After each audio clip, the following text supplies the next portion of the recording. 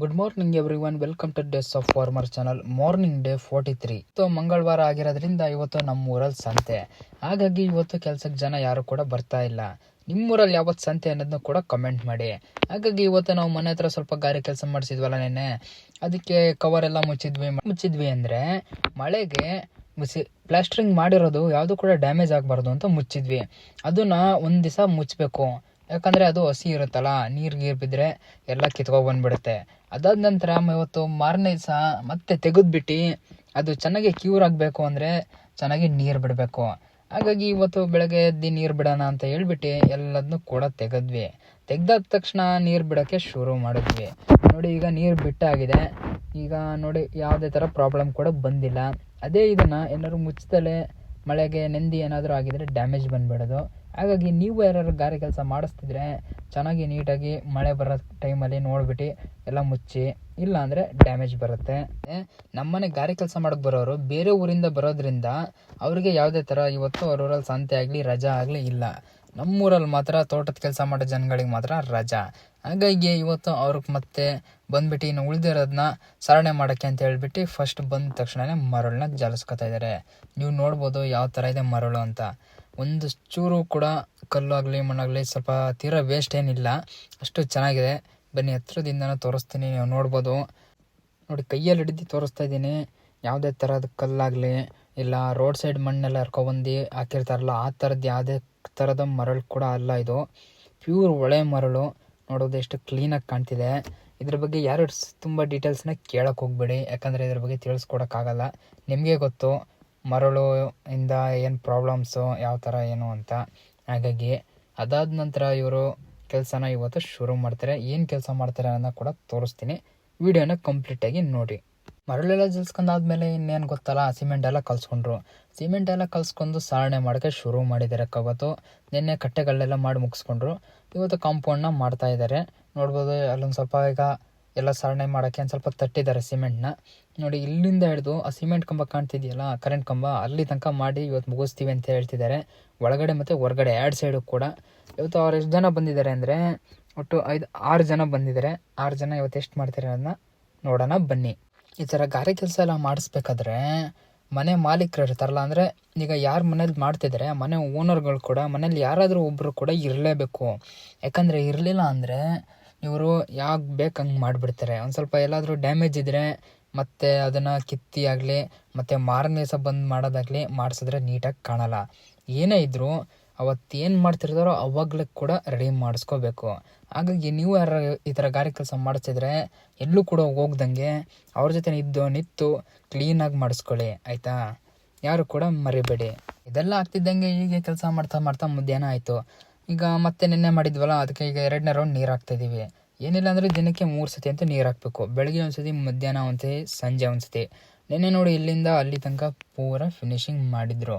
ಇದೇ ಥರ ಸ್ವಲ್ಪ ಸುತ್ತಮುತ್ತ ಕಟ್ಟೆ ಕೂಡ ಮಾಡ್ಕೊಂಡಿದ್ರು. ಇವಾಗ ಅದಕ್ಕೆ ಕಂಪ್ಲೀಟಾಗಿ ನೀರು ಹಾಕ್ತಾಯಿದ್ದೀವಿ. ಇದೆಲ್ಲ ನೀರು ಹಾಕಿ ಮುಗಿತಿದ್ದಂಗೆ ಮತ್ತೆ ನೆಕ್ಸ್ಟ್ ಏನು ಮಾಡ್ತೀವಿ ಅನ್ನೋದನ್ನ ನೋಡಿ. ಕೂಡ ನೀರು ಹಾಕಾಯ್ತು. ಮಧ್ಯಾಹ್ನದ ರೌಂಡು ಅವರು ಕೂಡ ಗಾರೆ ಕೆಲಸದಾರಲ್ಲ ಊಟನೂ ಕೂಡ ಮಾಡಾಯಿತು. ಇವಾಗ ಮತ್ತೆ ಕೆಲಸ ಹಿಡಿದಿದ್ದಾರೆ. ನೋಡೋಣ ಬನ್ನಿ ಎಲ್ಲಿ ತನಕ ಮಾಡಿದ್ದಾರೆ ಅಂತ ತೋರಿಸ್ತೀನಿ. ಬೆಳಗಿನ ಮಧ್ಯಾಹ್ನ ತನಕ ನೋಡಿ, ಕಂಬದ ತನಕ ಮಾಡ್ತೀವಿ ಅಂತ ಹೇಳಿದರು. ಈಗ ಇಲ್ಲಿ ತನಕ ಬಂದಿದ್ದಾರೆ. ಸಂಜೆ ಹೊತ್ತಿಗೆ ನೋಡೋಣ ಎಲ್ಲಿ ತನಕ ಮಾಡಿ ಮುಗಿಸ್ತಾರೆ ಅನ್ನೋದನ್ನ ಕೂಡ ತೋರಿಸ್ತೀನಿ. ಹಾಗಾಗಿ ವಿಡಿಯೋನ ಪೂರ್ತಿಯಾಗಿ ನೋಡಿ. ಹಾಗೆ ನೋಡ್ತಾ ಸಂಜೆ ಕೂಡ ಆಗೋಯ್ತು. ಸಂಜೆ ಆಗ್ತಿದ್ದಂಗೆ ಅವ್ರು ಕಂಬದ ತನಕ ಮಾಡಿ ಮುಗಿಸ್ತೀವಿ ಅಂತ ಹೇಳಿದ್ರಲ್ಲ, ನೋಡಿ ಕಂಬದ ತನಕ ಆಗಲಿಲ್ಲ. ಕಂಬಕ್ಕೆ ಇನ್ನೊಂದು ಬಾಕ್ಸ್ ಪೆಂಡಿಂಗ್ ಉಳಿದ್ಬಿಡ್ತು. ಹಾಗಾಗಿ ಮಳೆ ಕೂಡ ಸಾಧಾರಣ ಕುದುರ್ತಾ ಇತ್ತು. ಮತ್ತೆ ಮಾರನೇ ದಿವಸ ಮಳೆ ಬಂದು, ಈಗ ರಾತ್ರಿ ಏನಾದರೂ ಮಳೆ ಬಂದರೆ ಡ್ಯಾಮೇಜ್ ಆಗುತ್ತೆ ಅಂತ ಹೇಳ್ಬಿಟ್ಟು ಇವಾಗ ಟಾರ್ಪಲ್ನ ಹಾಕಿದ್ದೀವಿ. ನೀವು ನೋಡ್ಬೋದು ಯಾವ ಥರ ಹಾಕಿದ್ದೀವಿ ಅಂತ. ಯಾಕಂದರೆ ಮೇಲ್ಗಡೆ ಮಾಡಿಲ್ಲ, ಆ ಕಡೆ ಈ ಕಡೆ ಗೋಡೆ ಮಾತ್ರ ಮಾಡ್ತಾ ಇರೋದು ಕಾಂಪೌಂಡಿಂದ. ಇನ್ನು ಸ್ವಲ್ಪ ಪಿಲ್ಲರ್ಗಳೆಲ್ಲ ಇದಾವಲ್ಲ ಸೆಂಟ್ರಲ್ಲಿ, ಅದನ್ನೆಲ್ಲ ಮಾಡ್ಕೊಂಡಿಲ್ಲ. ಅದೆಲ್ಲ ಮಾಡಿದರೆ ಟಾರ್ಪಲ್ನ ಈ ಥರ ಹಾಕೋಕ್ಕಾಗ್ತಿರ್ಲಿಲ್ಲ. ಅದೆಲ್ಲ ಸ್ವಲ್ಪ ಒಳಗಿರ್ಬೇಕಾದ್ರೆ ಮಾಡ್ಕೋಬೇಕು. ಹಾಗಾಗಿ ಅವರು ಇವತ್ತಿಗೆ ಇಷ್ಟನ್ನು ಕೆಲಸ ಮುಗಿಸಿ ಹೋದರು. ಹಾಗಾಗಿ ಇವತ್ತು ಈ ವಿಡಿಯೋದಲ್ಲಿ ಇಷ್ಟೇ ತೋರ್ಸೋಕ್ಕಾಗೋದು. ಮತ್ತು ನೆಕ್ಸ್ಟ್ ಕಂಟಿನ್ಯೂ ವಿಡಿಯೋ ನೋಡಿ. ನಾಳೆ ಸ್ವಲ್ಪ ಜನ ಎಲ್ಲ ಬರ್ತಾರೆ. ಮತ್ತು ತೋಟದಲ್ಲಿ ಏನೋ ಸ್ವಲ್ಪ ಕೆಲಸಗಳೆಲ್ಲ ಪೆಂಡಿಂಗ್ ಉಳಿದಿದೆಯಲ್ಲ, ಅದನ್ನು ಕೂಡ ಮಾಡ್ತೀವಿ. ಯಾವ ಕೆಲಸ ಮಾಡ್ತೀವಿ, ಏನು ಮಾಡ್ತೀವಿ ಅನ್ನೋದು ಕೂಡ ಈ ವಿಡಿಯೋದಲ್ಲಿ ಕಂಪ್ಲೀಟಾಗಿ ತಿಳಿಸ್ಕೊಟ್ಟಿರ್ತೀನಿ. ಪ್ರತಿ ಒಂದು ಸ್ಟೆಪ್ನು ಕೂಡ ಮಿಸ್ ಮಾಡ್ದಂಗೆ ನೋಡಿ. Good morning every one. Morning day 44. ನಿನ್ನೆ ನಾವು ಮಂಗಳವಾರ ರಜೆ ಇದ್ದಿದ್ದರಿಂದ ಮನೆ ಹತ್ರ ಗಾರೆ ಕೆಲಸ ಮಾಡಿಸಿದ್ವಿ. ಇವತ್ತು ಬಂದು ಬುಧವಾರ, ಇವತ್ತು ಯಾವುದೇ ಥರದ ರಜೆ ಏನಿಲ್ಲ. ಹಾಗಾಗಿ ಇವತ್ತು ನಮ್ಮ ತೋಟದಲ್ಲಿ ಸ್ವಲ್ಪ ಆಳ್ವಣ ಪೆಂಡಿಂಗ್ ಉಳಿದಿತ್ತು ಅಂತ ಹೇಳಿದ್ನಲ್ಲ ಪ್ರೆಸೆಂಟ್ ವೀಡಿಯೋದಲ್ಲಿ. ಹಾಗಾಗಿ ಅದನ್ನು ಕಟ್ಸೋಣ ಅಂತ ಹೇಳ್ಬಿಟ್ಟು ಒಂದಿಬ್ಬರಿಗೆ ಹೇಳಿದ್ವಿ. ಅವರು ಹೇಳಿ ಹೇಳಿ ಹೇಳಿ ಇವತ್ತು ಬಂದಿದ್ದಾರೆ. ಯಾವುದೇ ಕೆಲಸ ಇರಲಿಲ್ಲ ಅನ್ಸುತ್ತೆ, ಅದಕ್ಕೆ ಇವತ್ತು ನಮಗೆ ಬಂದಿದ್ದಾರೆ. ಯಾಕೋ ಏನು ಮಾಡೋದು, ಸಿಕ್ಕಿದಾಗ ಕೆಲಸ ಮಾಡಿಸ್ಕೋಬೇಕಲ್ಲ, ಅದಕ್ಕೆ ಬನ್ನಿ ಅಂತ ಹೇಳಿದ್ವಿ.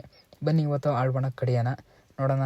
ಆಳ್ವಣ ಕಡಿದ್ಮೇಲೆ ನಾವು ಸ್ವಲ್ಪ ಲೇಟ್ ಮಾಡಿದ್ವಲ್ಲ, ಯಾವ ಥರ ನಮ್ಮ ತೋಟದಲ್ಲಿ ಏನಾದರೂ ಎಫೆಕ್ಟ್ ಆಗುತ್ತಾ ಎಲ್ಲ ಏನಾಗುತ್ತೆ ಅನ್ನೋದನ್ನ ಈ ವಿಡಿಯೋದಲ್ಲಿ ಕಂಪ್ಲೀಟಾಗಿ ತೋರಿಸ್ಕೊಡ್ತೀನಿ.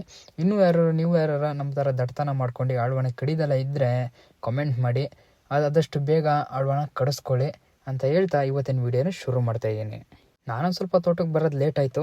ಅಷ್ಟೊತ್ತಿಗೆ ನಮ್ಮ ಅಪ್ಪಾಜಿ ಅವ್ರನ್ನೆಲ್ಲ ಕರ್ಕೊಬಂದು ಆಳ್ವಣ ಕಡಿಸ್ತಾ ಇದ್ದಾರೆ.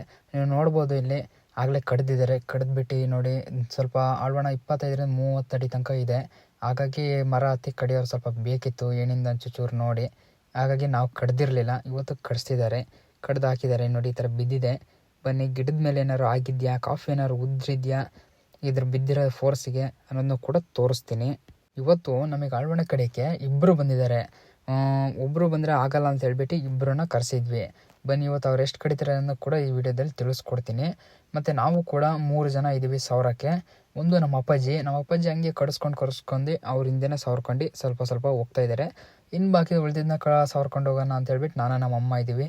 ಯಾಕಂದರೆ ಲೇಬರ್ಸ್ ಎಲ್ಲ ಸ್ವಲ್ಪ ತೊಂದರೆ ಅಲ್ಲ, ಮತ್ತು ನಮಗೂ ಸ್ವಲ್ಪ ಏನಾದರೂ ಉಳಿಬೇಕು ಅಂದರೆ, ಜಾಸ್ತಿ ಲಾಭ ಸಿಗಬೇಕು ಅಂದರೆ ನಾವು ಸ್ವಲ್ಪ ಏನಾದರೂ ಮಾಡಬೇಕಲ್ಲ. ಹಿಂಗೆ ಸುಮ್ಮನೆ ಕೂತ್ರೆ ಸೋಂಬೇರಿಗಳಾಗ್ಬಿಡ್ತೀವಿ ಅಂತ ಹೇಳ್ಬಿಟ್ಟು ನಾವು ಕೂಡ ಕೊಚ್ಚು ಹಾಕ್ಕೊಂತ ಹೋಗ್ತಾ ಇದ್ದೀವಿ. ನೀವು ವಿಡಿಯೋದಲ್ಲಿ ನೋಡ್ಬೋದು ಯಾವ ಥರ ಕೊಚ್ತಾ ಇದ್ದೀವಿ ಅಂತ. ನೋಡಿ, ಈ ಥರ ನೀಟಾಗಿ ಕೊಚ್ಚಿ ಎಲ್ಲನೂ ಕೂಡ ಸಾಲಲ್ಲಿ ಬಿಡ್ತಾ ಇದ್ದೀವಿ.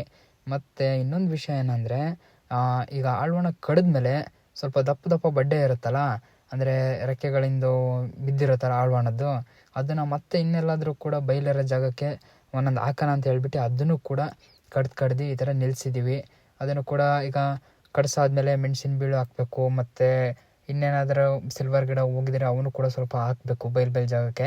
ಅದ್ರ ಜೊತೆ ಇದನ್ನು ಕೂಡ ಹಾಕೋಣ ಅಂತ ಹೇಳ್ಬಿಟ್ಟು ಈ ಥರ ಮಾಡಿ ಇಡ್ತಾ ಇದ್ದೀವಿ. ಸಿಲ್ವರ್ ಗಿಡ, ಮೆಣಸಿನ ಬೀಳು ಅಥವಾ ಅಡಿಕೆ ಗಿಡ ಯಾರು ಹಾಕೋರಿದ್ರೆ ಹಾಕ್ಕೊಳ್ಳಿ. ಯಾಕಂದರೆ ವೆದರ್ ಕೂಡ ಸ್ವಲ್ಪ ಮಳೆ ಎಲ್ಲ ಕಮ್ಮಿ ಆಗಿರೋದ್ರಿಂದ ವೆದರ್ ಕೂಡ ಚೆನ್ನಾಗಿದೆ, ಕೂಡ ಅಷ್ಟೇ ಶೀತ ಇದೆ. ಮತ್ತು ಬಯಲುಸೀಮೆಲೆಲ್ಲ ಹೆಂಗಿದೆಯೋ ಗೊತ್ತಿಲ್ಲ. ನಮ್ಮ ಮಲೆನಾಡು ಸೈಡಲ್ಲಿ ಸಾಕು ಮಳೆ, ಇನ್ನೊಂದು ವಾರ ಬರಲಿಲ್ಲ ಅಂದರೂ ಏನೂ ತೊಂದರೆ ಆಗೋಲ್ಲ. ಯಾಕಂದರೆ ಭೂಮಿಯಲ್ಲಿ ಶೀತ ಇದೆ, ಆ ಕಾರಣದಿಂದ.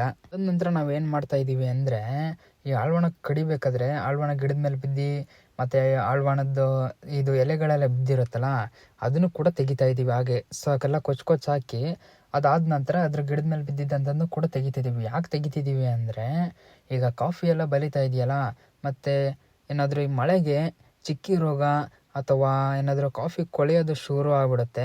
ಯಾಕಂದರೆ ಲೇಟ್ ಆಗಿಬಿಡುತ್ತಲ್ಲ ನಾವು ಕಡಿಸೋದು, ಆ ಕಾರಣದಿಂದ ಮುಂಚೆನೇ ಕಡಿಸ್ಬೇಕಾಗಿತ್ತು. ಸ್ವಲ್ಪ ಏನೇನೋ ಬೇರೆ ಕೆಲಸಗಳಿಂದ ಆಗಲಿಲ್ಲ, ಪೆಂಡಿಂಗ್ ಉಳಿದ್ಬಿಡ್ತು.